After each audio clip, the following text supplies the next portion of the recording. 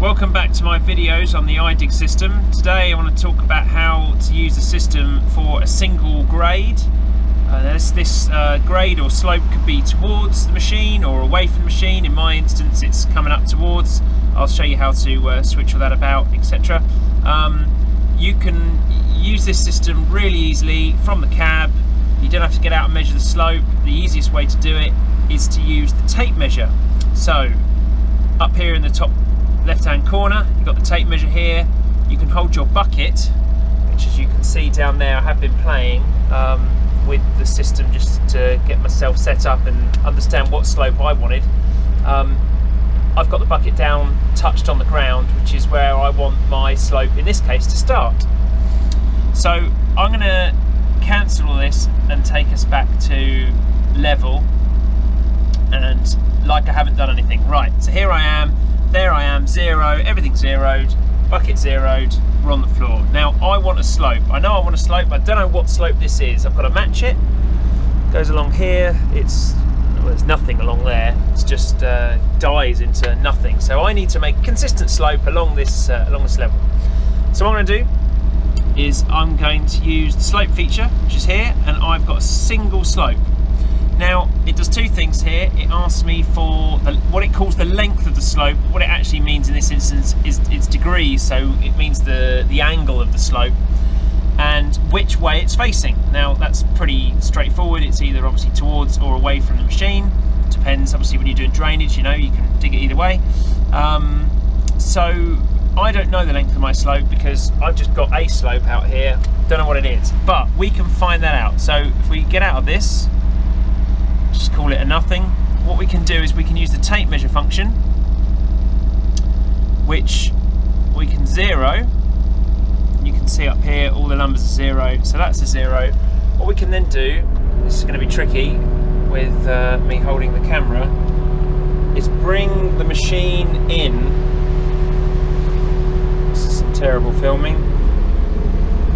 We'll bring the machine in to the top of what I want my slope to be. Now of course we can curl the bucket round, move the arm, because obviously it's what it is. So it's telling me here I've got a slope of 29 degrees. It's got a horizontal, that would be like, if you imagine a triangle, the bottom of your triangle, it's 2.1 meters from where my cutting edge was.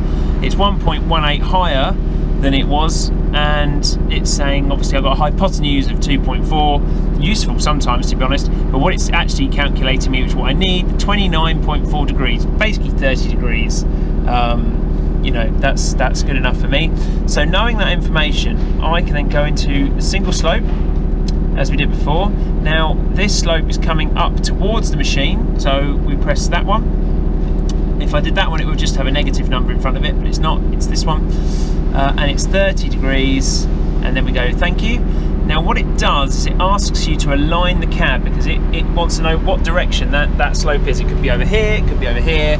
So you hold this button here, it says you want to realign, you just press that, and you can set dual points, so you can actually set an offset, which is very complicated. We'll go into that in future videos, but in this instance we just want to set a straightforward in front of my machine. I'm pointing the way I want to be, and it says obviously alignment in process, don't move, which is pretty simple.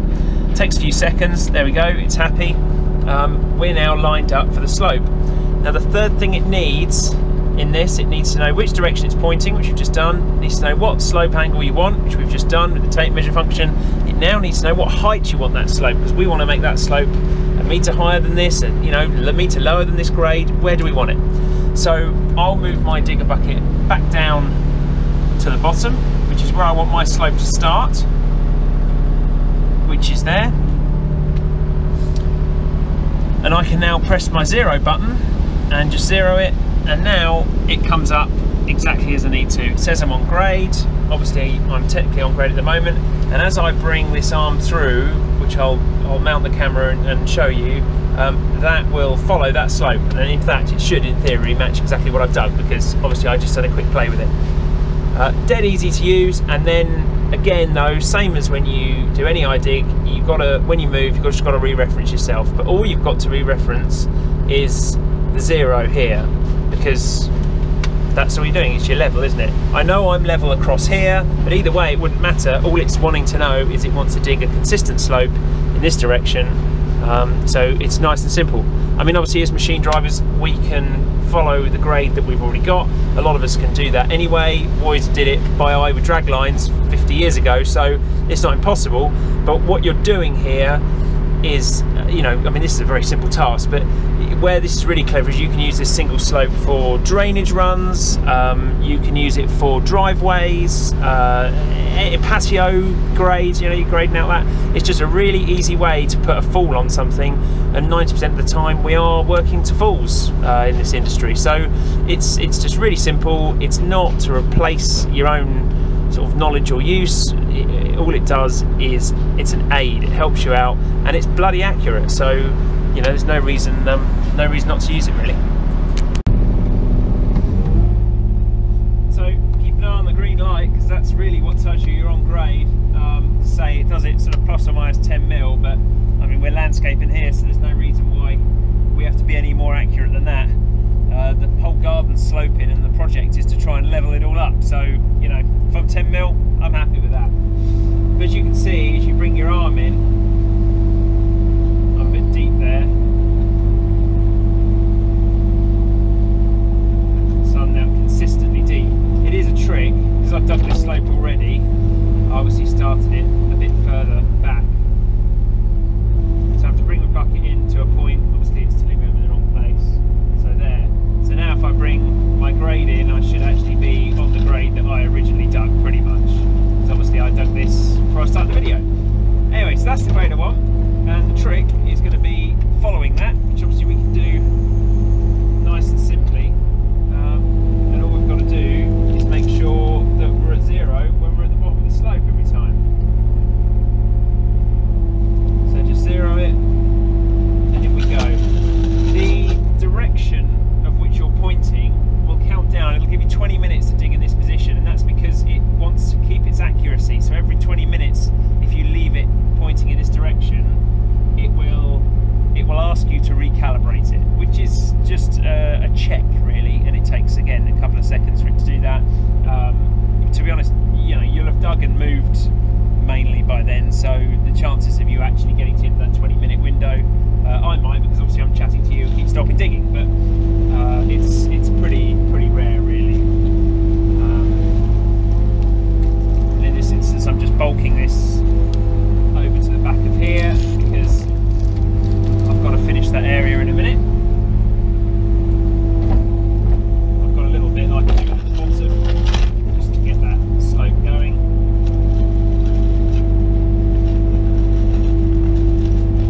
I mean, there are some of you guys out there who are a lot more accurate than I am with your grades, because of the sort of jobs that you do. I'm landscaping in someone's house here, you know, budget dictates there's a lot of garden and only a couple of days to do it, so we're going for 50mm accuracy here, which is way more than what the Idig needs, obviously. You know, it can be a lot more accurate than that for you, but your budget dictates it's what you need. So they want it all graded out in a couple of days, we'll do that for them. But at least I've got a real handy, easy guide to tell me where my slope is, so I need to do another pass on that.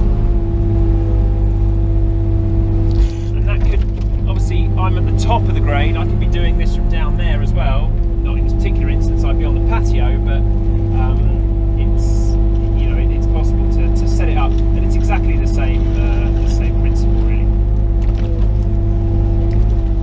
And if you're a better machine driver than me, you'd probably be able to do this in one pass, but as I said before, I'm not the best. I'm just here to show you, or help you understand how decent this system is, because it's making me money, and really that's where we're all at, right? Making money and doing some digging, and